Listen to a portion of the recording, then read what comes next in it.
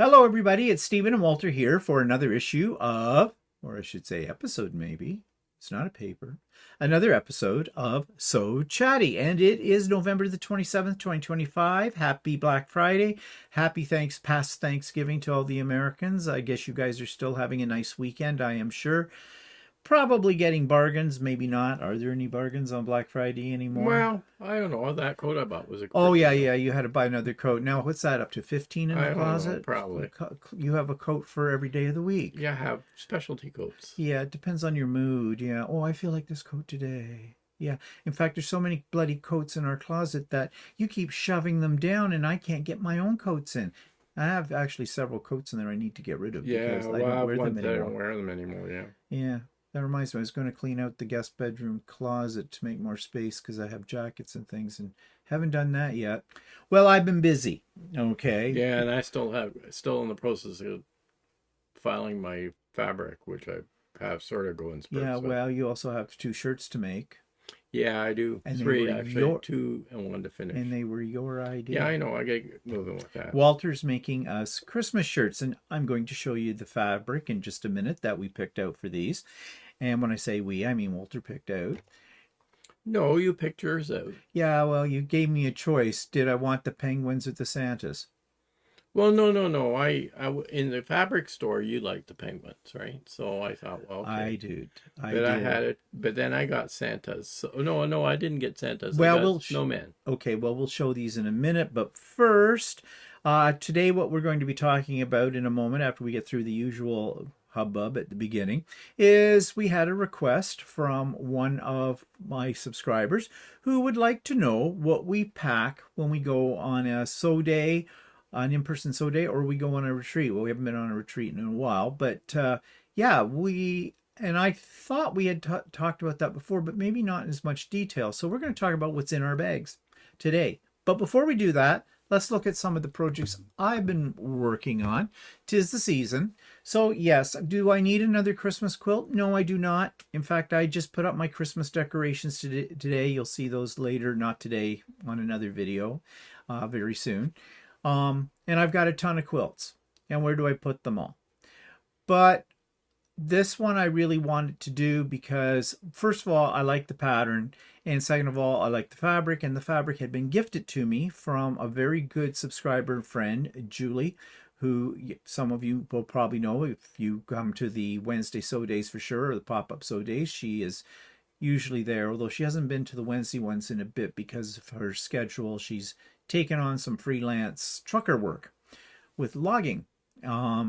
So that kind of interferes with the Wednesdays, but she's not doing that forever, she says, so she'll be back. But anyway, she gifted this to me, this fabric, and I was looking for a pattern that would show it off, and I think this one does. And this is the top. It's completely done. You've seen it in other stages. And now, will I get it quilted before Christmas Day? I'm going to aim to do so and get it bound. But we'll see how that works out. What's my idea? Where's this going to go? Well, I don't have it for a gift for anybody. So I don't know.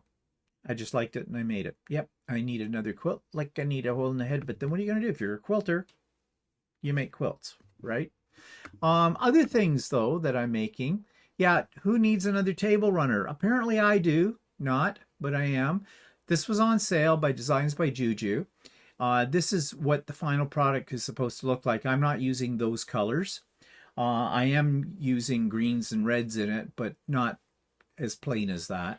But it looks like kind of like a nice table runner with the pine cone, something a little different. And like I said, the files are on sale. So like Walter buys coats, I buy embroidery files when they're on sale. So that's what I've been up to now. The fabric.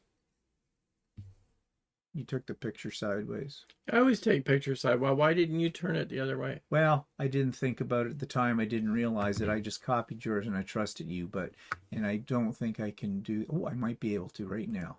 There. Yeah. There we go. I didn't know I could do that, but I can. Learn something new every day. So here we go.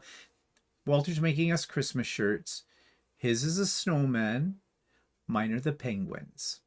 So, just for fun, just wear maybe on Christmas Day and on Christmas Eve. We'll come to what Christmas Eve is all about shortly. That is if Walter gets them done by then. Yeah, I'll get them done. Okay, he says so. Yeah. Anyways, yep. These will be fun.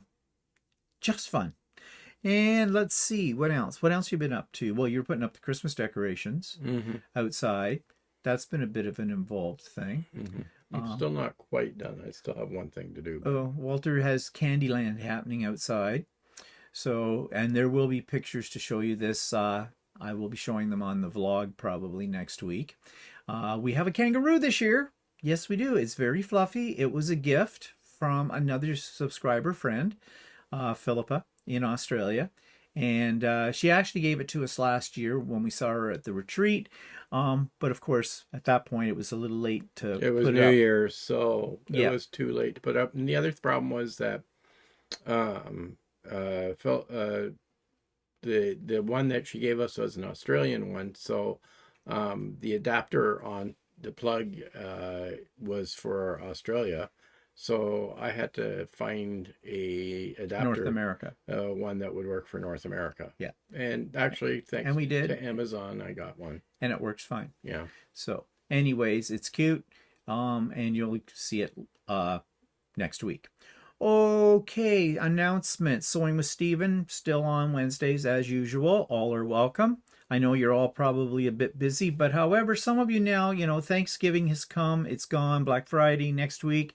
We're in the countdown to Christmas, and I'll bet you there's lots of you out there that have lots of projects that you are in a panic to get done because they're going to be gifts. So Wednesday Sew Day is a great day for working on these things. You get a lot done, and you're inspired by everybody else that's there too. I always find I get more done when I'm sewing with other people. So that's Wednesdays. Links in the show notes. Now, some events coming up in the month of December. Pop-Up Sew Day, December the 20th. I will be sending out notice to all those on the mailing list a few days before December 20th. And the link will be in all the show notes that week before. There'll be the Zoom link in all of anything I put up online. Then we're going to have a Christmas Eve social. And what does that entail? Well, I don't know. I haven't got it planned yet, but there'll be maybe some games, maybe some fun videos, and just general chitter chat with everybody. Bring your favorite drink along.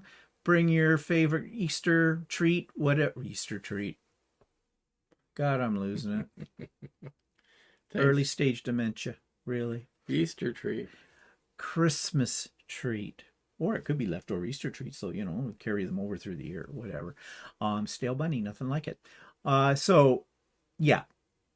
And dress festive. We'll probably be wearing our shirts if they're done that night as well. And it's just an opportunity because I have done one of these.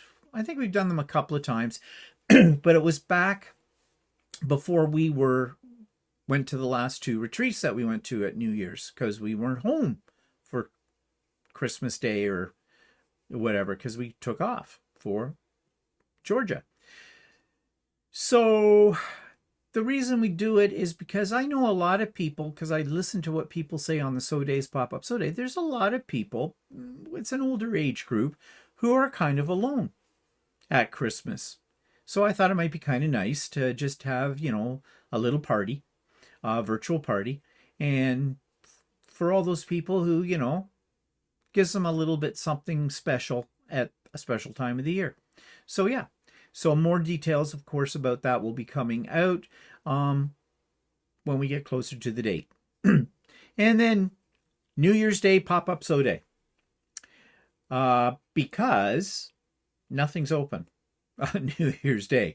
So not that we were going to go out and madly go shopping or anything like that, but, there's nothing really to do. So let's have a Pop-Up Sew Day. So yeah, 3 events. Pop-Up Sew Day, December 20th, New Year's Eve social, and Pop-Up Sew Day, New Year's Day.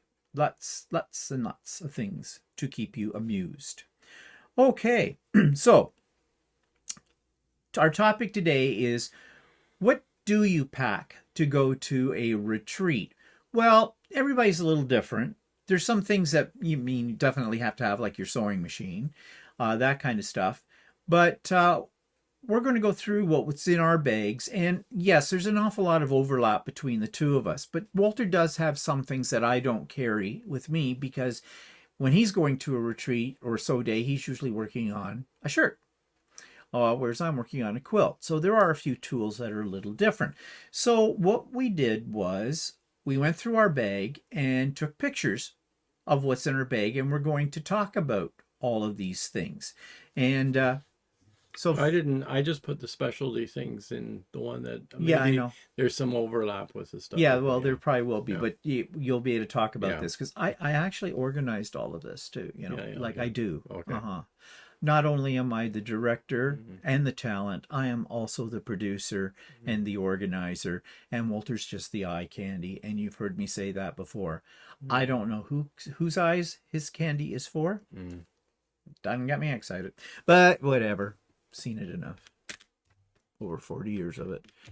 Okay, let's look at what's up here on the screen. Okay, let's first of all talk about how you're going to get your stuff to a sew day or retreat. Now, there are those out there that go, oh my God, those bags are expensive. And you are right. They are very expensive. But you can get cheaper ones. This is what they call, and we both have one. This is called a Totu. Tudo. T. Sort of like Toto, only Yeah. Tudo. Okay. So T-U-T-T-O. TTO. They're available on Amazon. Many quilt stores carry them. They are a really good bag. They are well worth the money. They are very well constructed, unless Walter gets his hands on it. More about that in a moment. But they have lots of pockets in them, and they'll hold your sewing machine. Now, they come in different sizes, so you need to know the measurements of your sewing machine. If you've got a really big machine, then you're going to need the bigger bag. This is not the biggest bag. I used to have a bigger bag, and then Walter busted it. I'll tell you how they bust. It's because it's not easy, and what I did to avoid that problem with this bag a little later on. Because also, well, it might break if you load it with too much stuff. Yeah, but they hold quite a bit. And so if you take a look, this is looking down from the top inside my main part of my bag. And there's my sewing machine, and my foot's in there, and some other miscellaneous things. I have an iron in there, and I have a pad. I'm going to show you this stuff up close. But that just gives you an idea. The top has a zipper that goes all the way around, and it's like a flap that opens up, so it's not in your way when you're trying to get your sewing machine in there. But you do need to get the right bag. Now, I'm going to show you the different ones you can get in this line. Just let me do a little switcheroo here.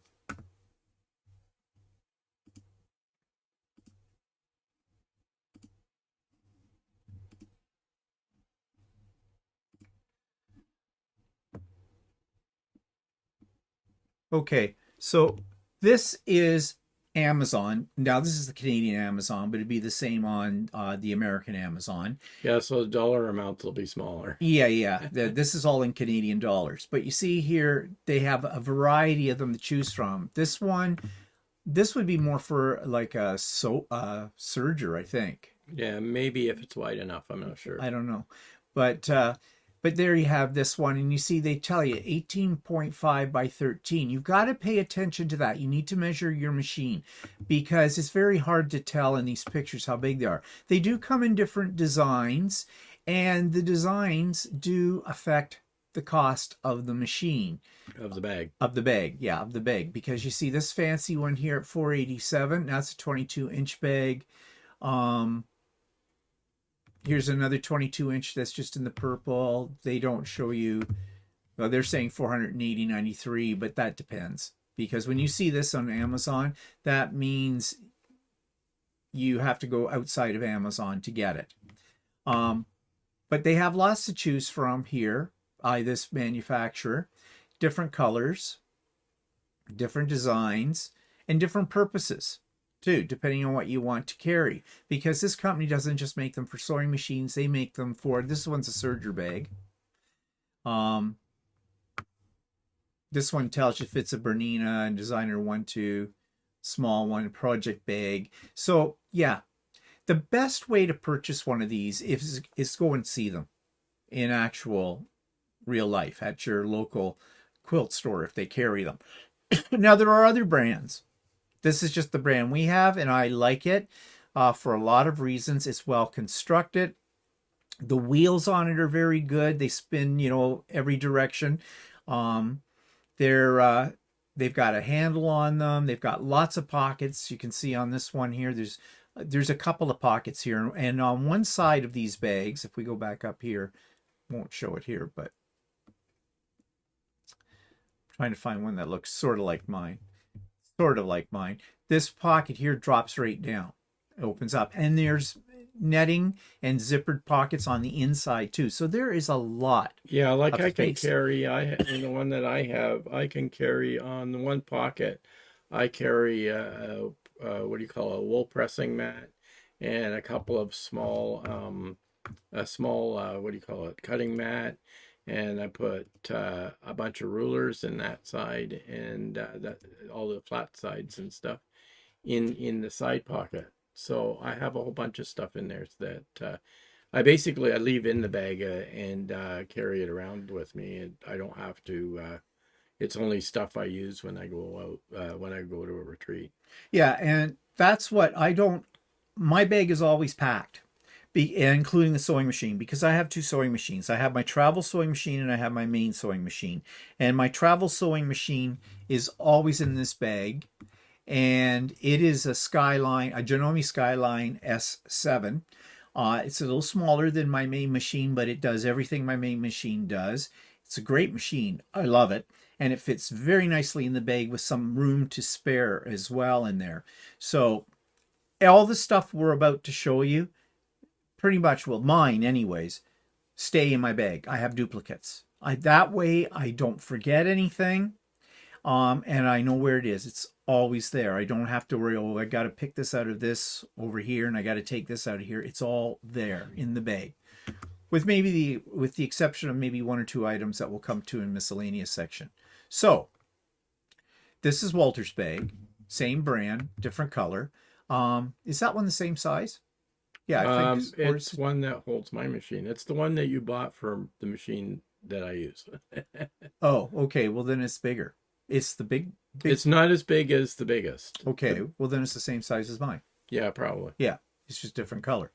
And what's this up here on top of your bag, Walter? It's another bag that I have a bunch of junk in that I use for sewing. And where'd you get that bag, Walter? I bought it at Home Depot. Aha! So, if you're looking for a bag for your miscellaneous tools and things that you can't get in your main sewing bag, you might want to check out a hardware store or home hardware or business or Home Depot or something like that and look at what Yeah, they this have was for this. one of the tool bags that they have in the tool section, power tool section, actually.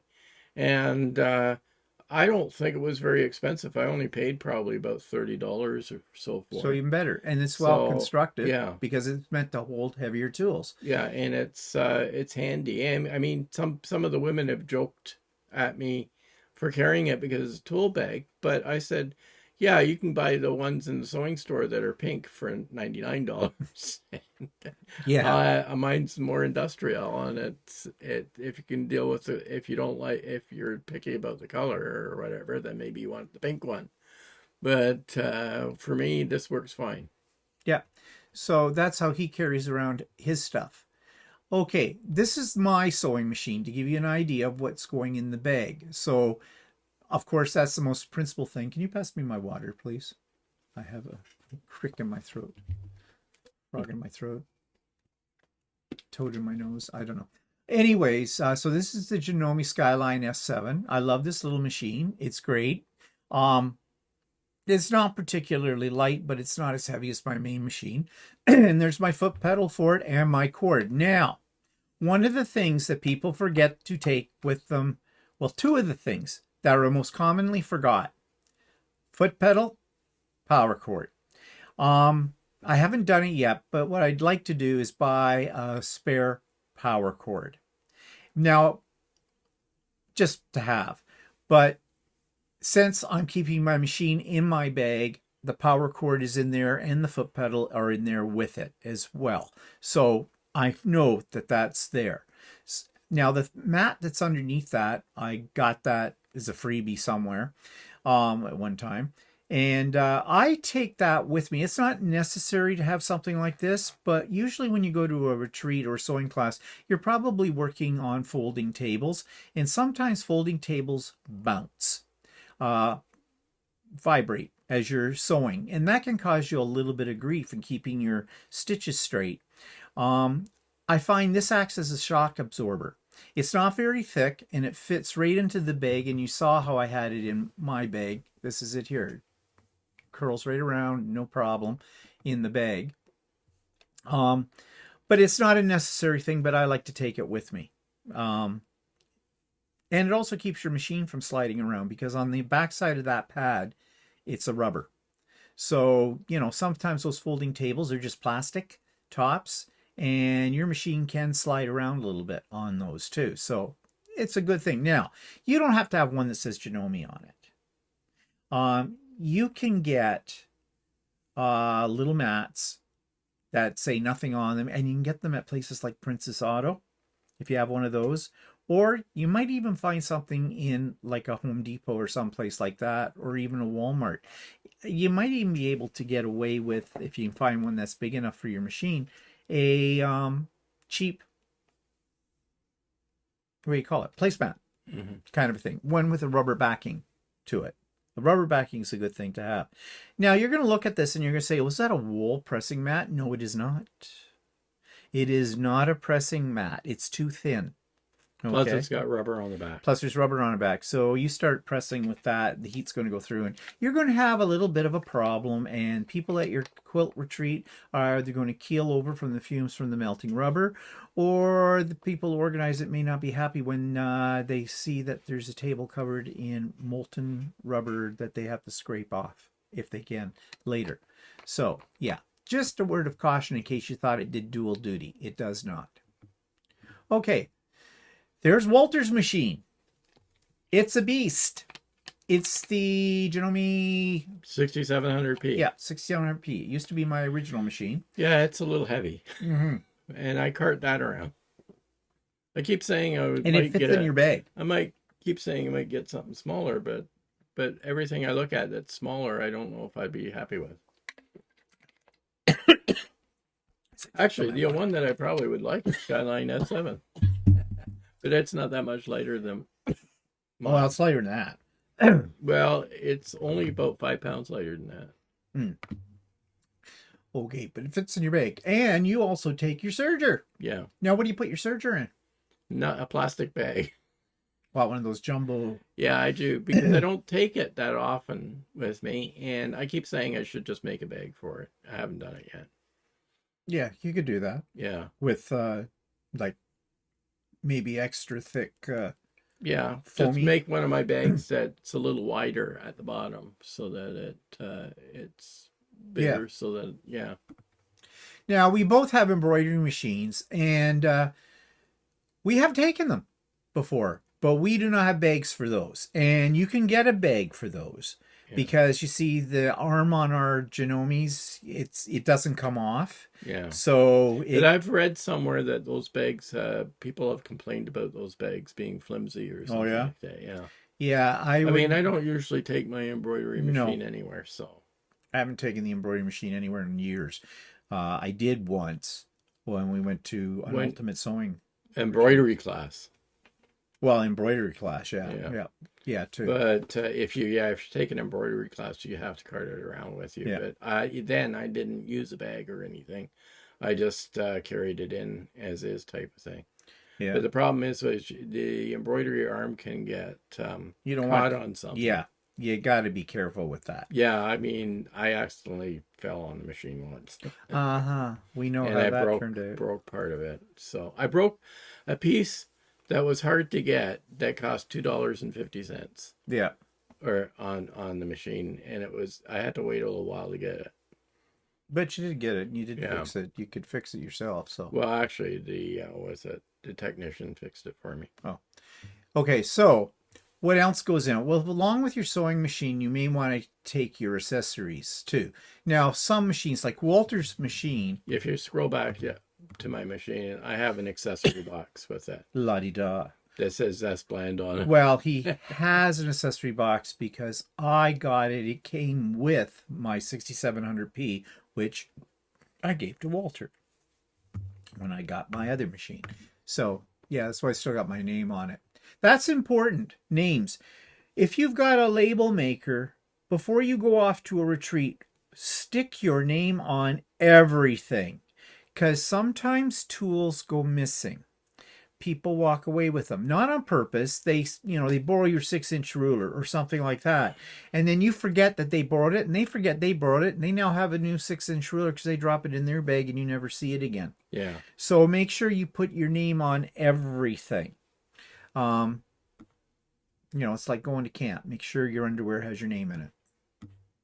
Okay, so here's mine. Now, mine did not come. My S7 did not come with an accessory box. I bought this box. I don't know where. It's, excuse me, my throat, I'm sneezing. Okay. I think I bought this in a craft store, maybe a dollar store. Yeah. With it, and I just set it up. It has dividers in it, and that's where I put all my stuff in it. But it serves the purpose. But you'll notice something else that I have in there. I have a spare spool of thread. My machine has thread on it. I'm going to sneeze again. I don't know what's wrong with me. I must be allergic You to get you. the hiccups. You I get sneeze, that, and I get a frog in my throat. Yeah. Lack of oxygen in this room. You suck it all out. So, yes, make sure you take your thread with you, because that's another thing people commonly forget. And bobbins. Now, I use pre-wound bobbins, but if you want to save yourself some time, before you go to your retreat and you wind your own bobbins, wind a lot. And have them someplace where you can get at them, too. Well, see, you quilt, you usually only use white thread in your case, or somebody may like to use gray thread or whatever. But with me, and I'm doing shirts, I usually have a supply of different colors of thread with me, because and what do you keep that in? I just have them in little Ziploc bags inside my tool bag, because well, like for instance, the last retreat I went to, I usually audition my thread for try and pick which thread I'm going to use on a shirt beforehand, and sometimes the colors you might think it would go with gray, but it actually goes with blue instead or something. The color that you think in your head it might work with, a different color might work better. So I try and keep an array of colors with me in case I decide to change my thread color. So, yeah. So don't forget your thread. Oh, and what's this little thing here? Well, oftentimes when you go to a retreat or a sewing class, there's probably coffee or something, a beverage of some sort available, or water or something like that. You may want to invest, well, most people have a travel mug, but you want one that has a sealing lid, because nothing wrecks a project, especially if you're a quilter, like you accidentally bump into your coffee cup and pour it all over your fabric. So, and there are some places, some classes you'll go to, and they will tell you fluids are banned. They don't want any fluids, just for that sake. In fact, when we went to Quilts of Ellersole Day, their rule was, yes, you could bring coffee in, but you could not bring it in one of those disposable, like a Tim Hortons cup or something like that. Yeah, and you can't drink it at your station. Yeah. Yeah, and you had to have a lid for it, Yeah. a tight sealing lid with it too. So, yeah, and that's just so that accidents don't happen. Okay, I told you I packed my iron in there as well. Now, I don't take a full-size iron. I take my Alicio Mini, and I love this little iron. And I have one of those Yeah, too. Walter's got the same one. I love this for so many reasons, but it's especially good when you're going to a class or you're going on a retreat. Now, first of all, when you're going to a retreat, sometimes, depending on the facility the retreat is in, the people organizing may have set up a couple of ironing boards and big irons. Well, guess what? You're going to be standing in line. to press something, because that's the moment when somebody has a complete top done and has decided to go over every seam they have in that quilt top to make sure they're absolutely flat. Yeah, like actually the retreat I go to only has about 4 or 5 people in it, but and they have one ironing board set up, and invariably you get one that's constantly hogging the ironing board. Yep. And every time you want to use it, it's in use with someone else, or somebody decides to do a lot of ironing all of a sudden with the board and use it all the time. Yeah. So, which is definitely a problem when you're making garments, because you do go to the ironing board quite a bit for that. But we do too with quilting when we're, pressing our seams and everything. So, investing in a good little iron is a good thing. Choice is up to you, but I really like the Alicio. It's not particularly inexpensive. It's 100 and some odd bucks. Yeah, and make sure you get this model, because if there's an older model of Yeah. it, and the older model isn't as good, And it burns your and hands. this one has a shut off feature on it, Mhm. whereas the old one doesn't have a shut off No. feature, and it gets very hot. Yeah. Now, this one heats up within 30 seconds. And you can use steam with it. I don't, but you can. But it's got a very, very small reservoir. So if Yeah. you're a real steam freak, this iron, no. You'll be filling it more times than you are sewing And with it. the on-off button's cool at the top because it lights up a bright green when it's on and a bright red when it's off. Yeah, so you know when it's on and when it's off. It also comes with this nice little silicone pad that works in two ways. You see, right now it's in storage mode. It clips all the way around the sole of your iron and protects that. And this is really great because if your iron hasn't cooled down completely and you want to put it in your bag to take it because you're in a rush and you can't wait around for it to cool off, well, you can put this on it and it protects everything. Also, when you take it off, you flip it over and it becomes an iron stand. So you don't have to, your iron doesn't sit up on its end. It sits flat, but it's not like their bigger model that pops up. This doesn't pop up, but it sits on a silicone pad, and that silicone pad, whatever's under it won't burn through. The little case, this is the official case for it. It looks like it's made of felt, and it's a very heavy type of felt. It's zippered at the back. You can put, you notice there's a little hole in the right here in the toe. Well, this part on this, once you've got your iron stored on here, that little part sticks out at the end, so you can put it in the bag with this on it, extra layer of protection for heat. And it fits in there very nicely, all zips up at the back, and it has carrying handles on it. So this combination I really like. It works well. And Walter's got the same one, so we both use these irons. Now, just a word about irons. You are going to need an ironing pad for this, and we'll talk about that in a minute. But another thing, there are some places, though I don't think we have ever been to one, where they don't allow you to bring your own iron. The reason is it's either because the facility say it's a fire hazard, and so that's why they want to have an ironing station and only have one or something like that, or their hydroelectric supply can't handle a lot of irons plugged in. It blows fuses.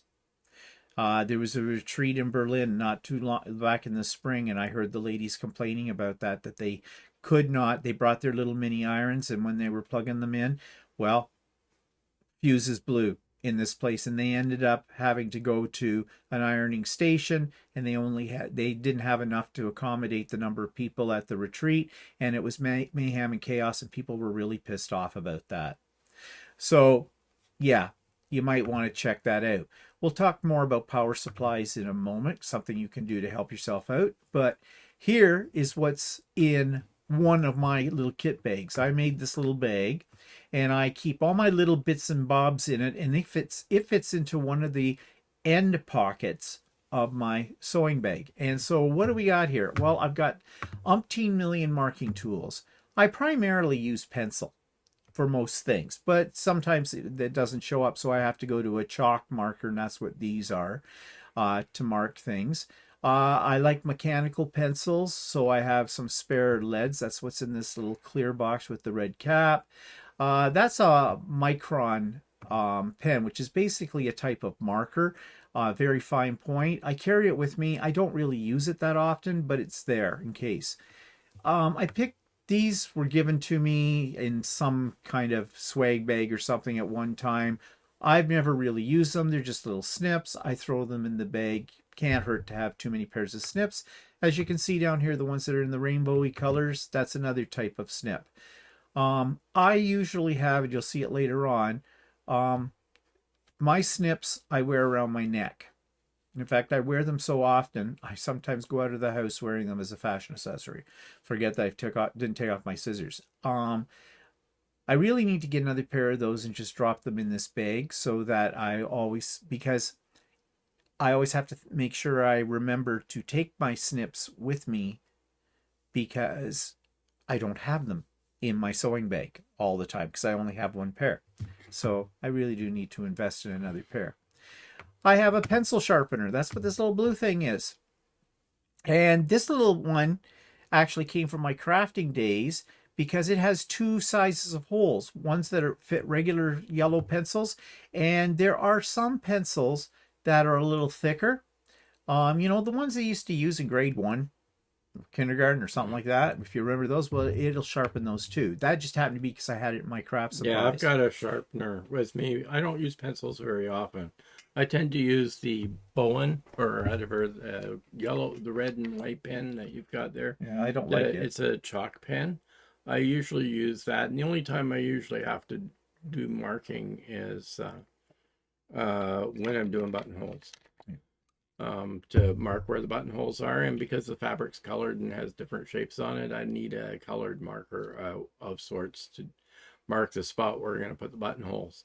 And so I'll use either a white chalk marker or a pink chalk marker.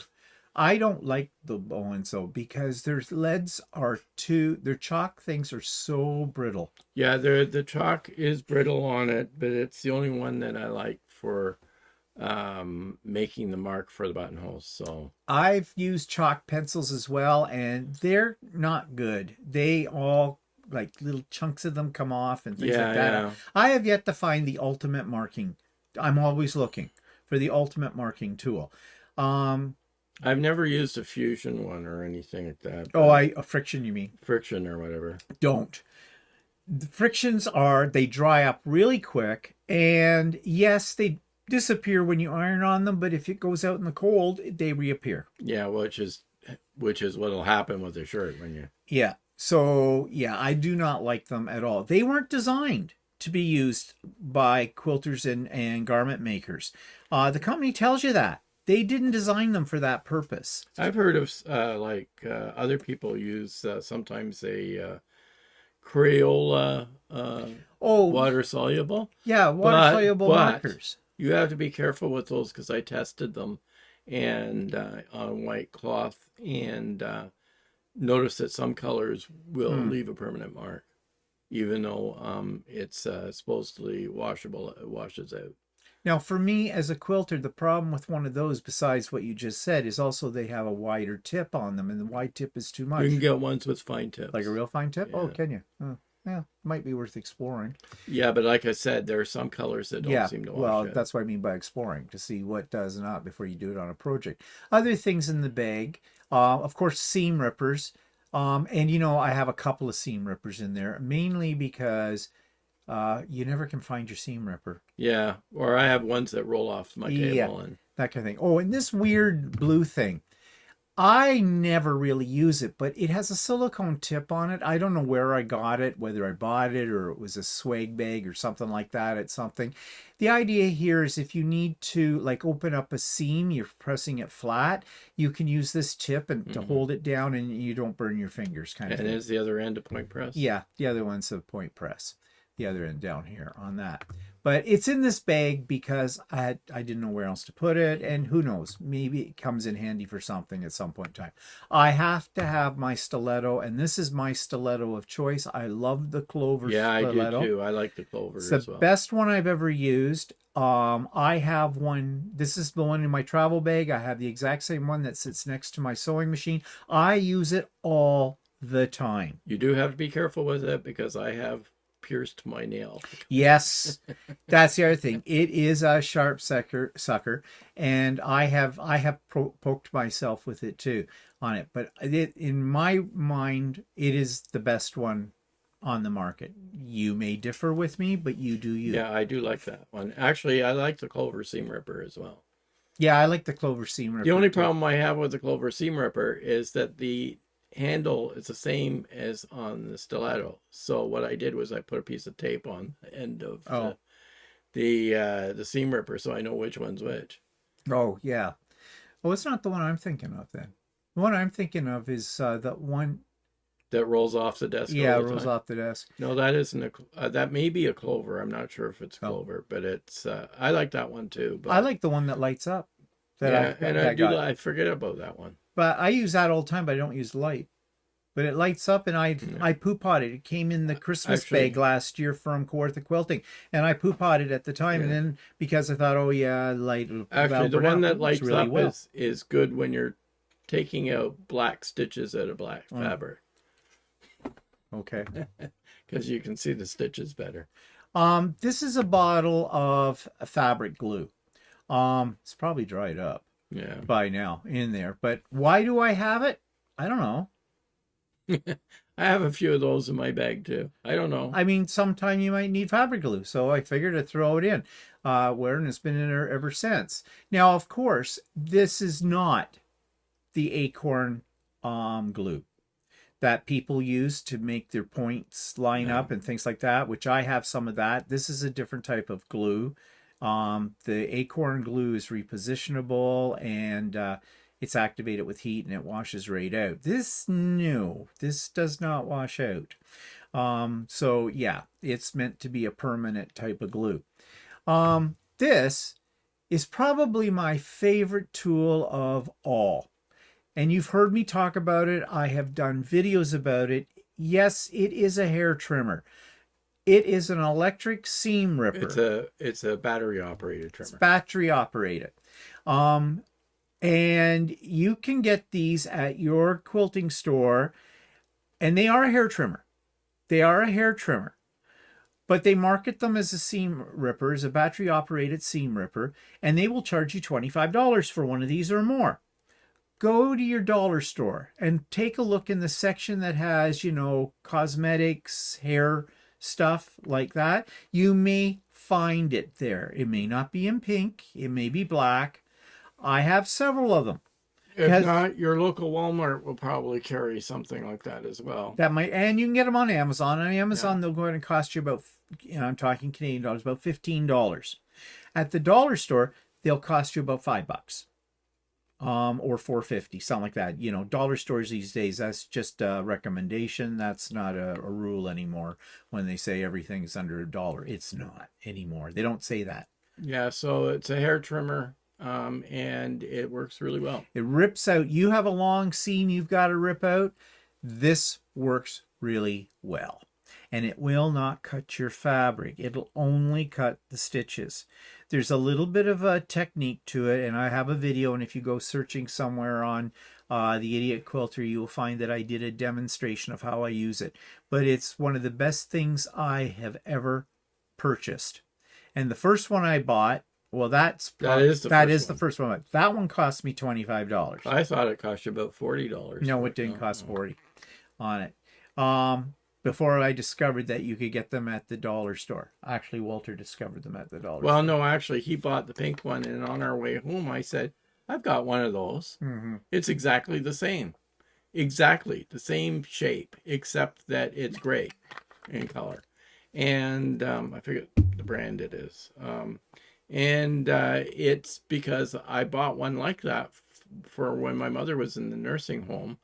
they asked, she had little hairs growing out of her ears or whatever, and she needed something to Chinny chin chin. trim them down with, and it was this little shaver, which was exactly the same as the one Steve has, only his is pink, and the one I had was gray. And it cost a lot more. Yeah, and I think I bought it a long time ago at Walmart. Now, at that time, I only paid $10 for it. But check your dollar stores. Like I said, you won't always find it in the dollar store. We find it here in Canada in Dollarama, which is one of our biggest dollar store chains. However, they don't always have them. Yeah. And we have so many Dollaramas, you can travel around to different Dollaramas, and if one's out, another one may have it. And they're put out by a company, a shaving cream company called Barbasol. And you can get them under different names, different brand names. Yeah. Now you'll notice sitting beside it, there's a battery. Yes, I carry anything that I have in my bag that might be battery powered, and usually by AA's, I carry 1 or 2 spare batteries. Now this one, this shaver lasts forever on a battery, and it takes 1 AA. It takes 1 AA, but I have a spare one with me because you never know. Yeah. Now beside that is a utility knife, a folding knife. This is one that was it says Kawartha Quilting on it. I got it in their Christmas sack a year or 2 years ago, I forget when. And it's it's actually really nice knife because it's very much like a Swiss Army knife. And it's got your usual things that Swiss Army knives have in it. You know, different blades, even a little pair of scissors, things like that. A little screwdriver on it. So, you know, it's handy. I don't think I've used it to date, but it's there. Because, you know, you never know. You never know. The little white thing that's beside it is a needle threader for an electric machine, for your sewing machine. You've probably seen them before.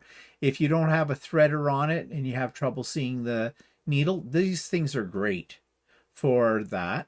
But on the other end too, they're great when you want to change your needle out, because that little end that's got the L shape to it, you just plug that over your needle, unscrew the nut, pull the needle out, put the new one in, and it lines it up properly. Because, you know, one side of your needle is flat and the other is rounded.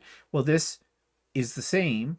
You drop the needle in and you just lift it up in there, tighten up the screw, and away you go. I use this all the time when I'm changing my needles in my sewing machines. I have several of them. I don't know. I find they're useless. Oh, well, because you don't know what you're doing. I could never figure out how to thread a needle with that thing. I just stick the thread through the hole. I can't see the damn hole, so I use it. But I don't have to. I have automatic threaders on all of my machines. Yeah, well, that's same with me. But if it doesn't work, I can never figure out how to use the auto threader on the needles in my serger either. So I just stick the whole thread through the. Jeez, modern technology is lost on you. But also, though, however, automatic threaders do not work with all sizes of thread. No. If your thread is too thick, you can wreck your automatic needle threader. Read your manual. And that's when something like this will come in really handy if you can't see the hole. Unless you're like Walter and he can just, from 50 feet away, throws it and it goes right through the hole. Yeah, I joke. Tweezers, whatever type you like. I don't like that type. I don't care. I've got them as my bag. I don't care. It's tweezers. I can never figure out how to use those. You squeeze them. Yeah, I know, but I like the ones that you squeeze and the two come together, not the ones that you squeeze and for them to open. Okay, well, whatever. They were a spare set I had. That's why they're in the bag. Extra pins are good. I like the magic pins. So I have a package of those, and they come in that package, so I just keep them in that package. I don't like them. They bend too easy. You can get thicker ones too, you know. They have the pink ends on them. Oh, well, I'll have to look. I don't... Actually, they're not long enough. The ones I like, actually, no, I use these ones when for quilting when I'm doing like half square triangles or something like that and keeping my pieces together. I like them. They work. They do what I want them to do. Now, you'll notice there's a little package of round rotary blades. Yes, spare blades for your rotary cutter. Mm-hmm. I haven't shown you my rotary cutter yet because it's not in this bag. It has its own special I place. just throw everything in my bag. Yeah, whatever. Well, you have a big bag. And rubber bands. Why? Because you always need a rubber band for something in there. Okay, so that's what I have in mind, and Walter has a lot of the same I have stuff. a lot of stuff in my bag. Yeah, there's his bag. By the way, I made him that bag Mm-hmm. as well. And so what might be in your bag that we haven't talked about? Kleenexes. Oh, yeah, because you snot on everything. Yeah, yeah. I have lots of marking tools. I have point press. I have rulers. I have some extra thread. I have scissors, the duckbill scissors or whatever. I have thread snips. I have steam a seam for, and I have I see you have a metal turner, yeah, point turner. that's I just recently bought that one. That's a the thing with the ball on the ends for pushing your corners. Yeah, I know, I have one. And I told you to get one. yeah. And let me see, what else do I have in there? Extra thread, extra bobbins. Yeah, I notice your threads all over the place. Yeah. Okay.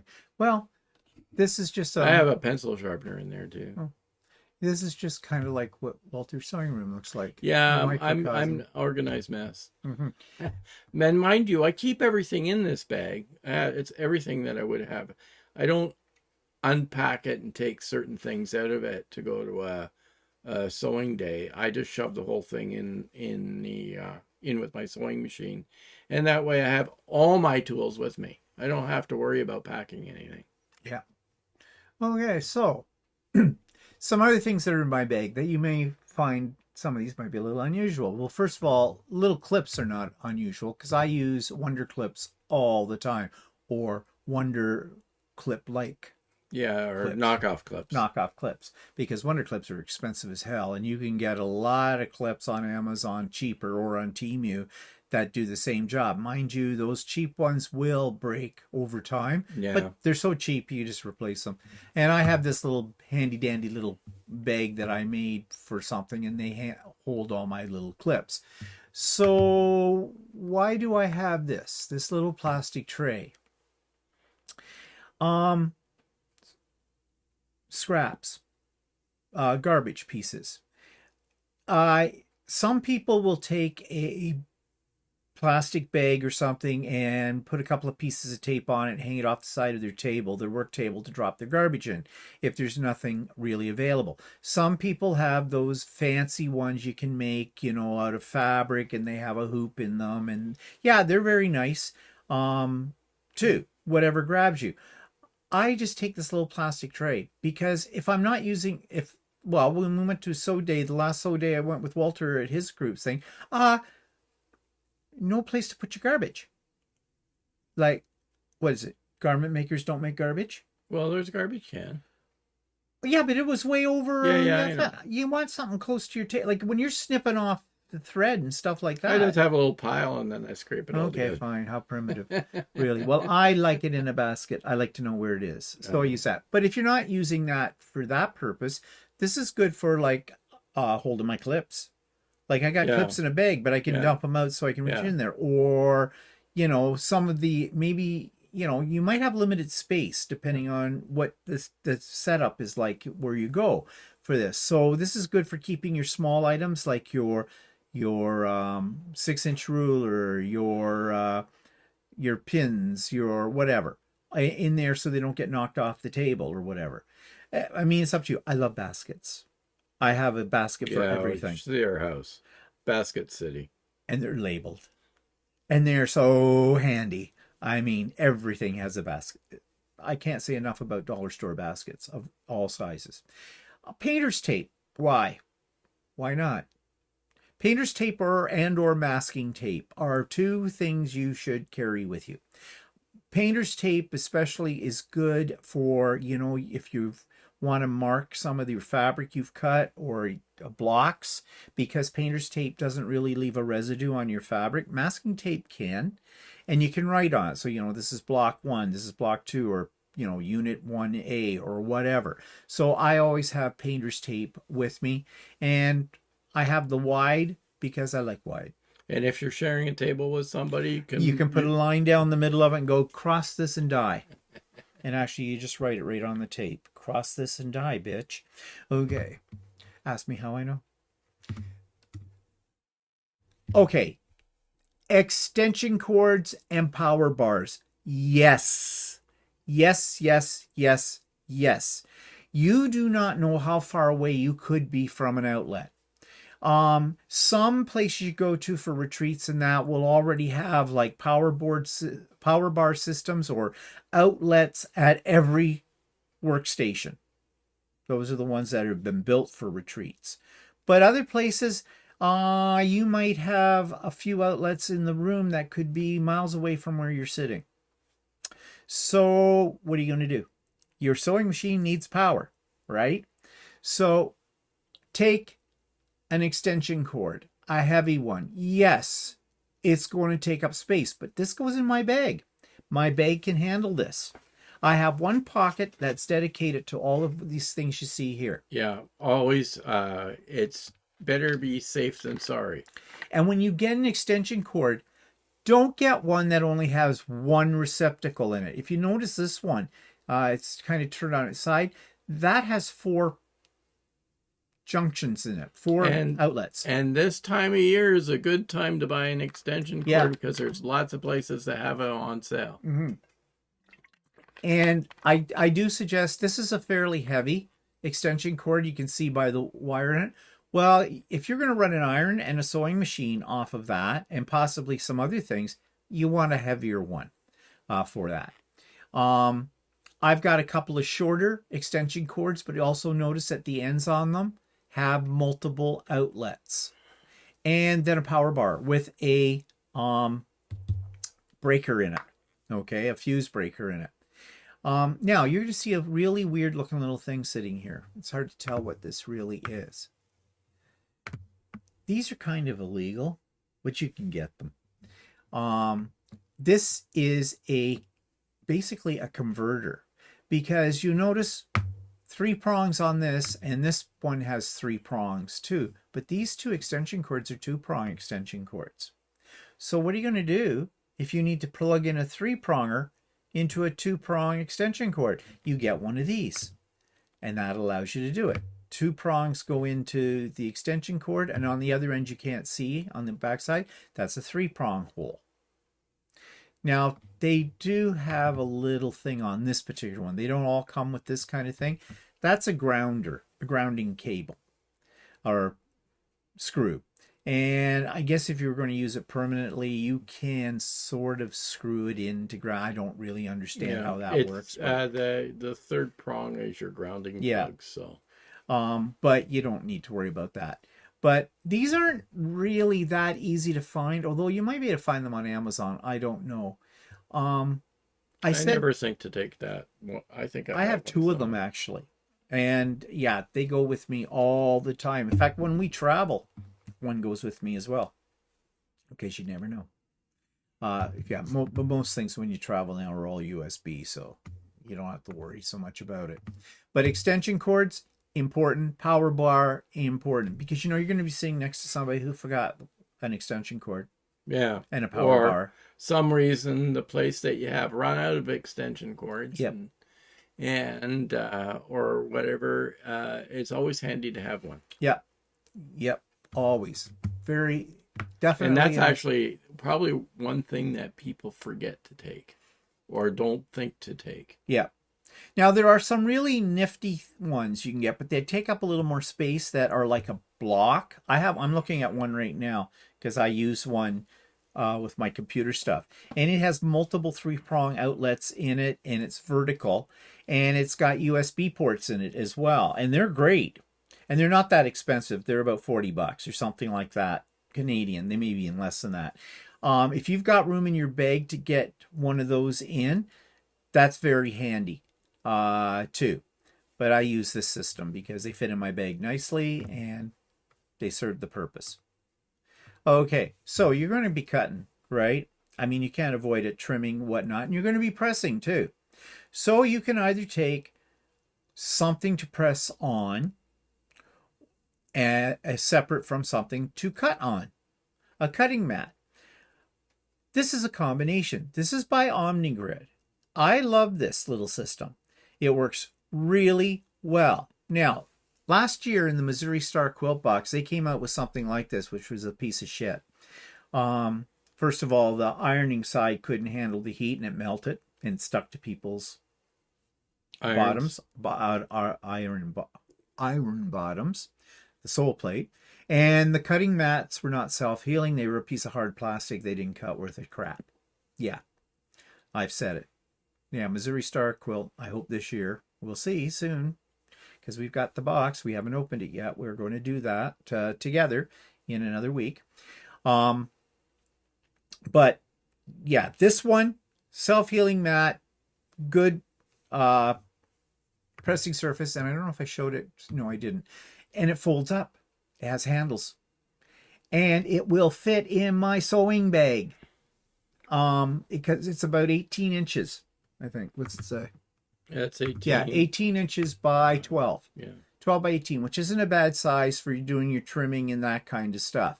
I just take a separate mat and a separate wool mat with me. Well, aren't you special? I have this. The reason I don't is that I don't have any cutting mats this size. And so anything I've got is too big to fit in my bag. So you must have one that is. I have one that's foldable. You had that one. Oh, yeah, I had one of those. And the only thing I don't like about it is that anytime you run over where the fold is, it doesn't cut that spot. Yeah, because it's got. But I do like it because it packs into my bag. Now, the other thing I do take with me, which might be overkill, is I have a couple of wool pressing mats. These are smaller ones. This one's really small, but this is really actually very convenient to keep right beside you when you're pressing small units, right?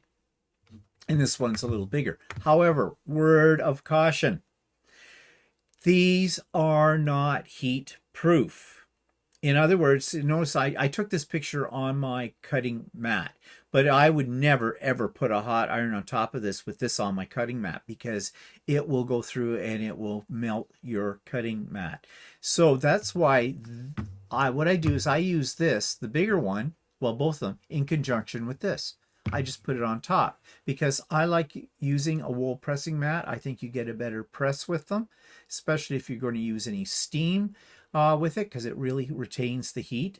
So I put it on this to protect it from whatever surface this is sitting on.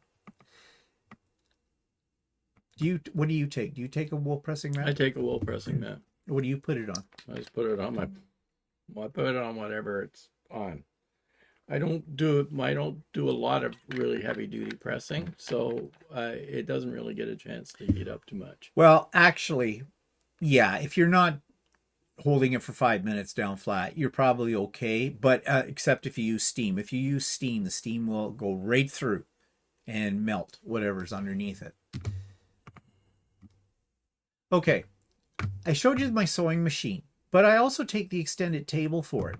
The extended table I have for my particular machine, its legs come out. They are quick settings. You just drop them in, twist them a quarter of a turn, and they're locked in. I keep them in a Ziploc bag and I throw them in the bag. This fits in one of my longer side pockets, no problem. And I take the legs off because if with the legs on it, it'll be pushing out from the bag and you could break your legs like off your little table. So, but like I said, these are quick on, quick off. There's no major problem. You can set up your table within seconds. I don't actually use my table anymore. Well, because you're special. No, you wouldn't. But as a quilter, we use them. Well, it's up to you. It's your own personal preference. You make that sound like a bad thing. I love my extended tables. Okay, this isn't optional, but once you've used one, you'll never go back. And this one you can see I have since have a better one, a newer one that's round, but this is a rotating cutting mat.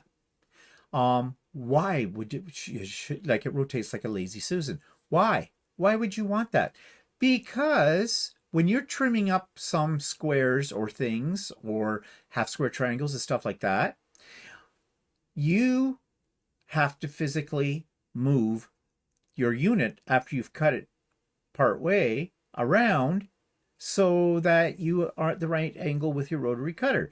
If you're going to try and cut it awkwardly, you're gonna cut crooked, and worse, you're gonna cut yourself.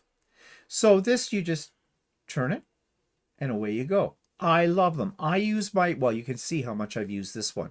I have a much bigger one, a 17-inch square one, and I use that for bigger pieces. But recently, because this one's so well worn, I've now dedicated it to my travel bag. It's because it still works. It's just kind of worn looking. So it stays in the bag. The one I now have is a round one. I think it's by Sue Daly or something like that. And I love it too. And I purchased it just very recently. I think it was on sale for, no, it wasn't on sale, but it was about 40 bucks or something. Or maybe it was $49 or something. They're kind of pricey, but they're worth it. If you've never used one, get one. You'll love it. But that goes in my bag too. And also it serves as a small cutting mat. Next, if I'm just doing small units rather than that whole OmniGrid one, I can just use this. Rulers.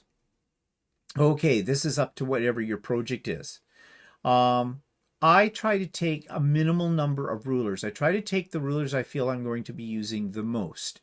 And these are the sizes I use the most. My 12-inch by 1.5 inch by 12 inches.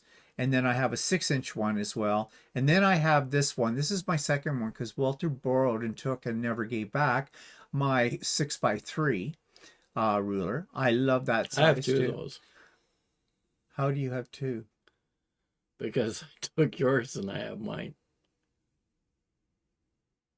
This is why you put your name on things, even in your own house. And then I have an 18-inch ruler, to 3-inch by... I told you, I give it back. I don't want it now. You've touched it. I have my own. Anyways, you may want to take other rulers with you. Like if I'm doing something like, okay, I've got a triangular ruler I use for doing half square triangles. I will make sure I have that with me, but I only have one of those. I should buy a second one and throw it in the bag because it's a ruler I use quite a bit too. But it's worth the investment. If you have certain rulers you use all the time, when you're setting up your travel bag, if you're doing it like we are, invest. Yeah, I have a couple of 12-inch rulers because I have one out of the bag and one in the bag all the time because I do use that one a lot myself. Like with the exception of my 3x6-inch ruler, I need to get another one of those and put it in my bag so I have a permanent one there. Now, of course, I'll have to put my name on it because somebody will want to have 3. Ziploc bags or any kind of little plastic bags, baggies, whatever you want. So handy to have for so many reasons. Let's say you're at a retreat or a sewing class and you're making units and you want to keep them organized. You can, with a Sharpie marker, you can write on the outside of the bag which blocks these are, the numbers, the whole bit, zip them up in the bag, or carry pieces for a project. We'll talk about projects in a second and how you pack for those. These work really well with organizing that. Now, most people probably use this trick because this isn't original to me, of course. I mean, this has been around for a long time. Some people maybe clip all their pieces together or pin all their pieces together with a letter on them or a number on them. And that's fine and dandy. But what are you going to keep those in? You can still do that. Throw them in a Ziploc bag. Yeah, it's better if you do throw them in a Ziploc bag because they stay together. If the clip accidentally lets go or something like that, it's still in the bag then. Yeah. But these are also good for other things like, you know, there's always... Leftover cookies. Yes, leftover cookies. You know, scraps. Okay, if you're doing some cutting in that, and if you're one of those kind of people that like to hang on to your scraps kind of a thing, well, this is a good way to go with that. Okay. And here's a few other things in pockets. Now my scissors and these scissors are shit. Mm. These are gingham scissors. Oh, mine are. I think that I bought a long time. I think they are. Or no, maybe those are my gingham over there. Anyways, these ones are dull. Actually, I've got a sharpener. I should try sharpening them. But anyways, they're in my bag. Too. And I made this, I saw this on something, I don't know, the plans for it's really easy. I made it to hold my scissors, and I made another one, a matching one to hold my rotary cutter. And of course I had the extra rotary blade you saw before, but I have more extra rotary blades because I have these little boxes. The reason I have some duplicate things in here is because over time I've added to the bag, and I didn't take the other things out because they were there. But I was using these little metal boxes. I forget where I got these from, probably at a craft store. And so I put on the outside with my label maker what's in them, since I can't see into them. So this particular box has replacement rotary blades and marking tape. And this is a seam ripper that retracts, and I had no other place to put it, so I threw it in there, I guess. This is needles, hand sewing needles. Also, there's some extra marking chalks for the Boheme, yeah, pen. There is this is a piece of beeswax for conditioning your thread. This is all pretty much hand sewing. Those are needle threaders and different sizes of needles, and a thimble. Guess what? Never opened this box because I don't do hand sewing. But I have them just in case I had to do something. Yeah, I have them too, just in case I need to do something. And another essential you definitely have to take with you. Walter has his Kleenexes. I have my Band-Aids in one of these little boxes. These boxes are all labeled on the outside. I think I might have some Band-Aids stuck to that mint in the bottom. Oh, yeah, in the bottom of your little purse-like bag there. Yeah. Bandages are important because you will cut yourself. Hopefully not with a rotary cutter, because rotary cutter cuts are serious cuts. They often can need stitches and that kind of thing. But you prick yourself on a needle or a pin or something you're pinning, and it's maybe a pin prick, but you hit it in a spot where it's a bleed, and you don't want to get it on your fabric. So you need the bandages to cover up so you don't get blood on your fabric. So I always carry bandages with me. Also, there's always somebody in the room who cuts themselves and you hear, ouch! And they're holding your finger. And the first words on them, anybody got a Band-Aid? I do. Yes, I do. And I know where they are. Yes. Rather than looking through those purses and finding that cert stuck to... Yeah, I should throw a few bandages in mine. Yeah, really. Yeah. Okay, I wanted to show you, that's essentially, there is something else we're going to show here that Walter has in his bag that I will not have in my bag because I don't need it. But I want to show you something. I told you earlier that this is my second bag, sewing bag. I had a bigger one than this when I had the machine he has now. And I love that bag. But there's one problem with these bags. There is nowhere for you to actually physically pick it up. These bags collapse. If you notice here on the side, there's this black bar. That little black bar, you just push on it and it folds, and there's one on the other end. And the whole bag, when it's empty, the bottom inside of it lifts up and it folds. And it collapses. And that's so you can store it. But of course, I don't collapse them now because I keep it already filled up. So it slides underneath my Lucy, my long arm. But there is no place to pick it up. And what we found this out, well, I knew that. So they're very awkward. You have to grab them by these corner parts, and those aren't handles. Those are I actually grabbed that bar still. Yeah, he grabbed the bar. Guess what happened? But you had so much stuff in there, you could barely lift the bag. Oh, it's my fault. Yeah. It doesn't matter how much stuff. If you got your sewing machine in there, it's going to be heavy. It will handle a certain amount of weight, but if you put too much stuff in your bag and you can barely lift it, then it'll break. I knew it would come around. It would be my fault somehow. He broke my bag, okay, with it, and there was no way to fix it. So, I mean, I could still use the bag, but then I had nowhere to lift it. So when I got this new bag, I went and I grabbed a couple of old belts. And I cut the belts down a little bit and I put them through the frame on either end. And then I twist tied them off. You can see a little piece of a twist tie on here. That's just to keep the belts from separating out. And those are my handles. Maybe not the sexiest look, but serves the purpose because the belts are leather, they're strong, they will not come undone because of the way I've rigged them up with the twist tie on that, and I can lift my bloody bag. Yeah, well, these bags also were designed as rollers so that you could roll them across your pavement. But what and you they've do got when a you go handle, upstairs, a handle to roll it, which is handy when you're rolling it. But the problem is that only works if everything's level. If you have to go up a set of stairs or something or a drop of some sort, or you have to load it into your car, you have to pick it up. You got to pick it up. So, yeah. So I actually wrote to the company about this and I sent them pictures showing them my solution to it. But my idea was, why could they not in future designs develop something where you could easily do Pick this? the bag up. Yeah, lift the bag up.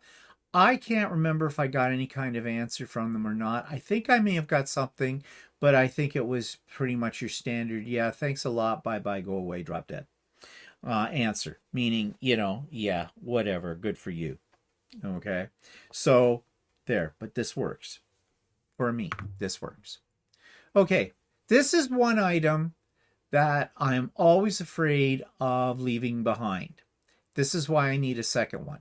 These are my snips, and I love these types of snips, and I love them on the lanyard around my neck. They are not particularly cheap. These run you about $40 Canadian for a pair of these scissors. But I use them constantly. I wear them all the time. When I sit down to start sewing a project, I've got these on, like I said, and sometimes I forget that I'm wearing them and I've gone out, thrown on my coat, gone out, and went, oh, I'm still wearing my scissors. So this is something I can't live without. I need to have these. Now, here's something that I can live without, but Walter apparently cannot. Well, yeah, it's really hard to press a collar if you don't have a point press. So I use this. The point end goes in when you're sewing the collar up. The collars that I use come in 3 pieces. So the actual flap of the collar, I need to get into the point to press it, press the seam open, and that's where I use this at the top. And the bottom part of it's a clapper, but I don't use the clapper very much. And here we go with your sideways picture. Let me flip this. There we go. These are pressing hams. And what do you use those for?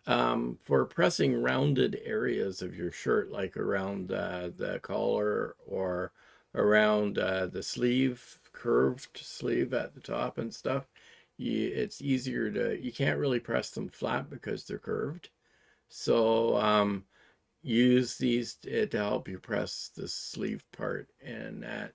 And the long one is for if you do pant legs or if you do the inside of your sleeve.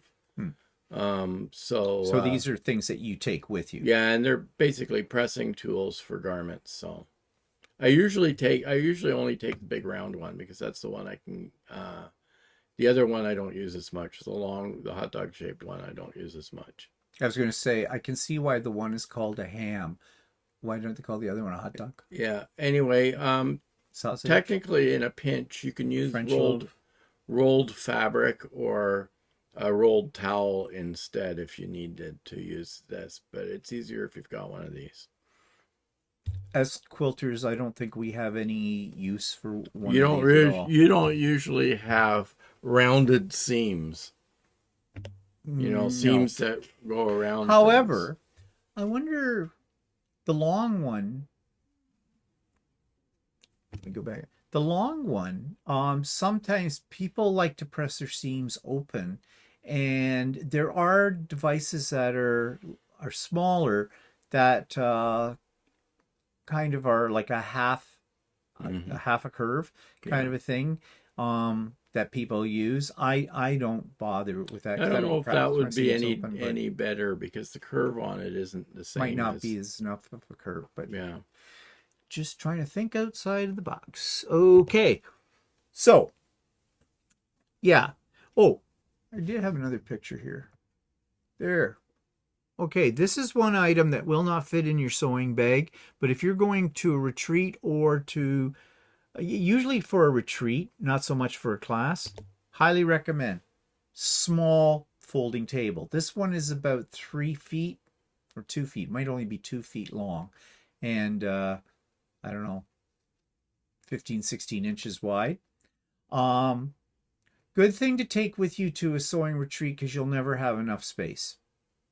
And what you can do is you can set this at a right angle to your main sewing table that you're at, and you can set up yourself a pressing station or a cutting station beside you. Or it's just good for, placing your fabrics and stuff on those for more work area space too. They're not that expensive. You can get them anywhere. Different types too. Some people take a TV table, like the wooden type, with them. I like these better because they're a little bit more sturdy, and they're usually about the same height as the table you might be working at a retreat.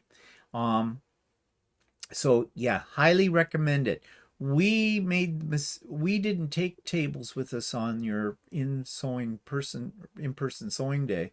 Now, mind you, you can probably get another table out of the back room and Yeah, put I it in. probably could, but it would be easier. But I was thinking when I was there, I found myself feeling really, even though we had each of us had a full 6 foot long folding table, the regular size one, so you didn't have to share it with anybody. I still found myself a little cramped. But where we were cramped was at the Quilt Valor Oh one yeah, the Quilts of Valor because one two of us were sitting at a at a 6 6 foot. foot table and we didn't have any room. Yeah. So, this now, especially if you're going by car or whatever, you can probably easily get one of these into your car with it. But we took these tables with us down to when we went on the last retreat down to Dahlonega. Didn't we? Yes, we No, did. I No, don't we think didn't. we did. No, I don't No, think we got them. We didn't take them, did we? no, we didn't. No, we didn't. Too bad. Well, that setup we wouldn't have been able to use them much No, anyway. anyways. They would have been in the way. Yeah, but No, but we ran out of space there because oh of yeah. other reasons. Well, yeah, yeah. Too many people crunched in. Too many people and in too small a space. Yeah, it was a bad retreat. Anyways, I highly recommend that you invest in something like this because it'll work for you. Do I have any more pictures? No. So those are the things. There was something I was thinking of. I was going to tell you too when I was thinking about the table, and I can't remember what it was. Oh, yeah, we were going to talk a little bit about projects. People want to know what to take. Well, what are you working on?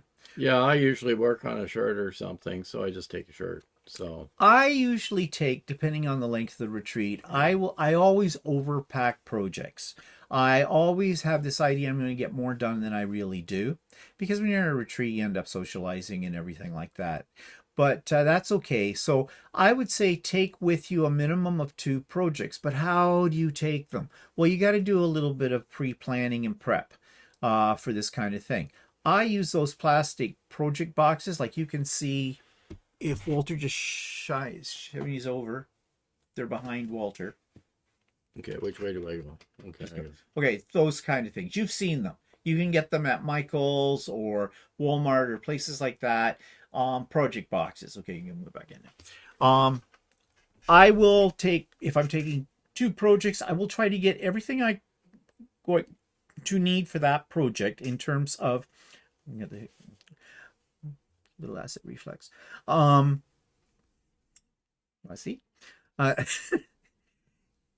was I talking about? Oh yeah, I can get most of my pieces for a project into one of those project boxes. but you have to do some prep. I mean, it's all pre-cut. I pre-cut everything before I go. I label everything. I may use my Ziploc bags in that case. The instructions are there. Everything is in that project box, and away you go. So it's there. Now, sometimes you go to a retreat and there'll be some projects already that they have pre-planned for you and have stuff there. So I usually just put it in a Ziploc bag. well, you're just that special. Or get a bigger Ziploc bag. Well, you're that special. But the reason also I use the project bags or project boxes is because they will stack very nicely on top of your sewing bag. So as you're rolling your sewing bag in, you have those sitting on there as well. Well, if you have it in a Ziploc bag, you just shove it in your sewing machine. Yeah, it doesn't matter what I say. He's going to get the last word. It's just the way it's going to be. You do you. Yeah, well, do whatever works for you.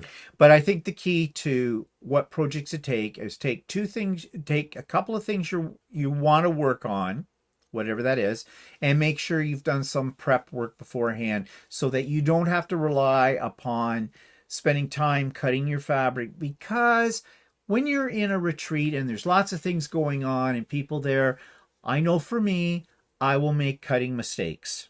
Yeah, and the other thing is that often in a retreat, there's multiple people. They'll have a cutting station or two cutting stations. And just like the ironing station, they're always taken up. Yeah. And unless you can cut at your own, you have enough space that you can cut at your own workstation. Yeah. And even if you do have enough space to cut at your own workspace station, sometimes if you've got to cut long strips or something like that, it's not easy. We showed you the cutting mats we take, but those are not really good for cutting a big piece of fabric and cutting it down. Yeah, if you need to cut a big piece of fabric or something like that, or a length, the width of a fabric or something like that, you need a larger cutting mat. And that's usually at one of these cutting stations. But you'll go to the cutting station and there's like a lineup of people. And you're waiting. standing there. Waiting, and it gets you frustrated because you can't move on with the next step of your project until you get this cut. And some people, I'm sad to say, there are some people who monopolize those areas. Yeah, they don't take you into consideration. So it's like one time I was somewhere and they had a ironing station, and this woman that had never been there before suddenly comes up with this great big amount of fabric. And she's sitting there pressing for like over an hour, constantly pressing. And somebody finally said, "Look, other people want to use this station. You should be ironing that stuff at home." Yeah. So do as much prep work as you can at home first. It's going to make your life a lot easier, and you're going to get something done at the retreat and come away with it feeling good about what you've done. Okay, just before we leave, a couple of other things here.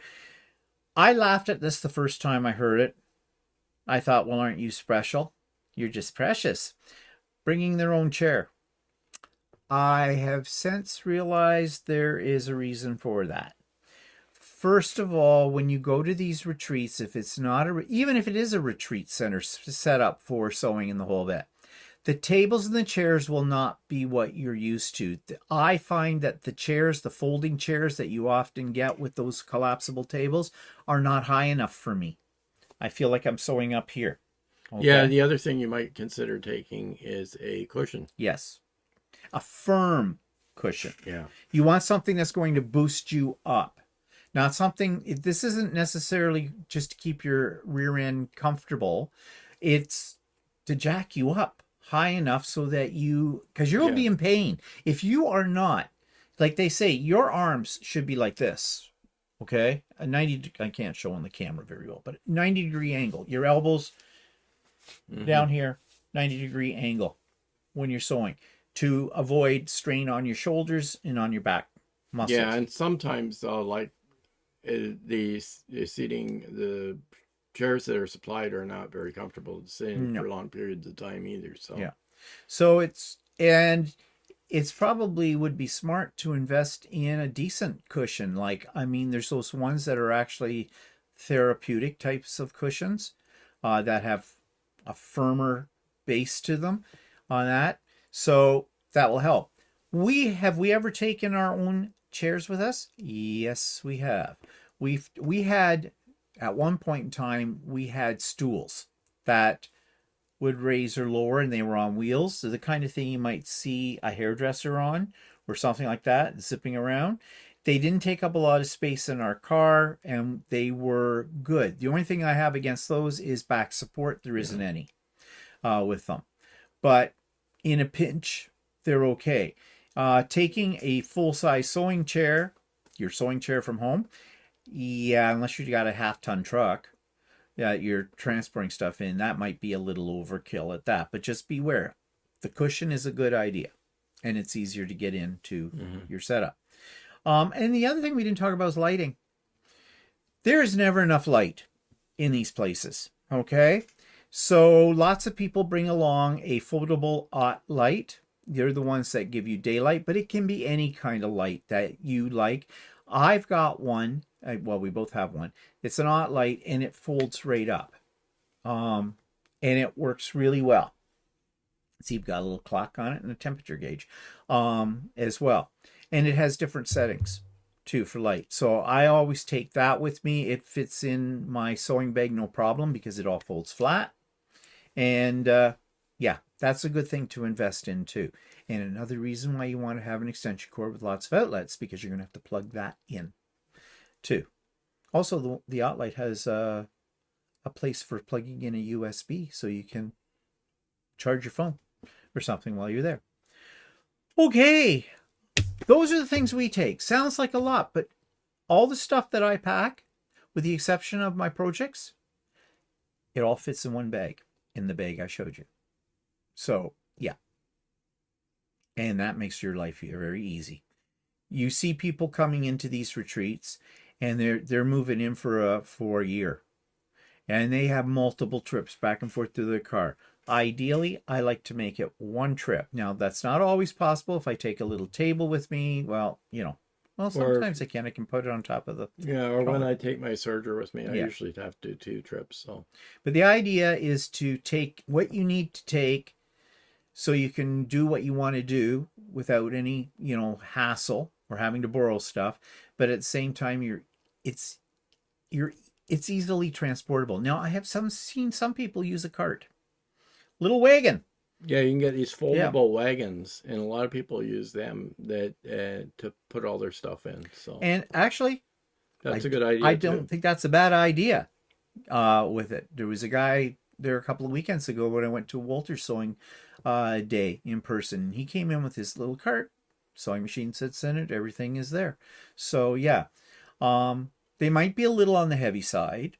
I don't know. I've never lifted one. So, if it might be a problem for some people to lift it up into the back of their car and out. But yeah, they got a lot of space in them. So, transport. Things to think about. Anyways. Okay. So, if you have any questions about today's episode, put them in the comment section below, and we'll be happy to answer them. I am sure we may have forgotten something. I'm sure we have. So don't go, oh, you forgot to do this. Yeah.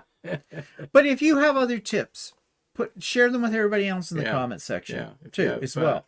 Other ideas of how to transport stuff Yeah. or something like that. Then feel free to put that in the comments, share it with everybody else in the community. With it. So, there was one more thing. I guess there wasn't. I guess we covered it all. Yeah. Oh, if you have suggestions, this was a suggestion from a subscriber. That's why we're doing it. If you have suggestions for topics, no matter what they are, just put them in the comment section or send them to me as an email. Because although we may not necessarily go to address your comment specifically, it gives us ideas that we spin off from it. So, like next week, I think we're probably going to do another subscriber suggestion, which is, what do you do with your fabric when you're dead? We're going to explore that. Why do you care? That's what I say, but we're going to explore that further. I found some interesting stuff about that. So, okay. So hope you have a good weekend, good week, and we'll see you next week. So say goodbye, Walter. Goodbye.